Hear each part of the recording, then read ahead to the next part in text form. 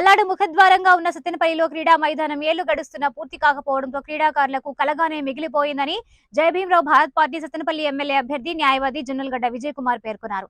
శనివారం క్రీడా మైదానాన్ని పరిశీలించిన ఆయన విలేకరులతో మాట్లాడారు. 10 ఎకరాల్లో 6.30 కోట్ల రూపాయలతో ఇండోర్, అవుట్డోర్ తో పాటు స్విమ్మింగ్ పూల్ తదితర పనులు గత ప్రభుత్వం హయాంలో చేపట్టారని తెలిపారు. పార్లమెంట్ పరిధిలో నర్సరావుపేట తర్వాత మాచర్ల, గురజాల, పెదగూరపాడు, చిలుకలూరుపేట కంటే ఇక్కడే మేజర్ స్టేడియం నిర్మిస్తున్నారని చెప్పారు.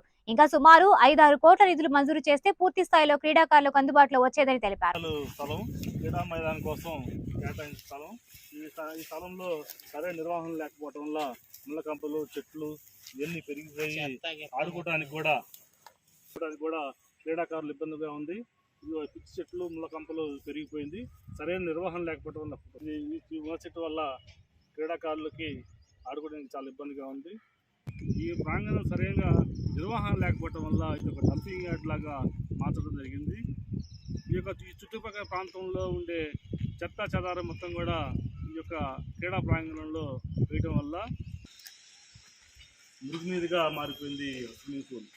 ఈ యొక్క స్విమ్మింగ్ పూల్ పనులు పూర్తి కాకపోవడం వల్ల ఇక్కడ మురుగునీరుగా నిలబడిపోయి దోమలకు అలాగే ప్రజలకు ఉపయోగం అవుతుంది.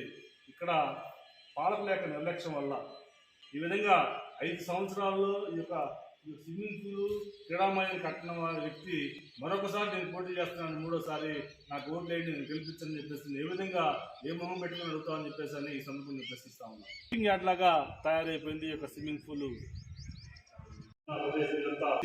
ఈ విధంగా పెంచి తగ్గిపోయింది.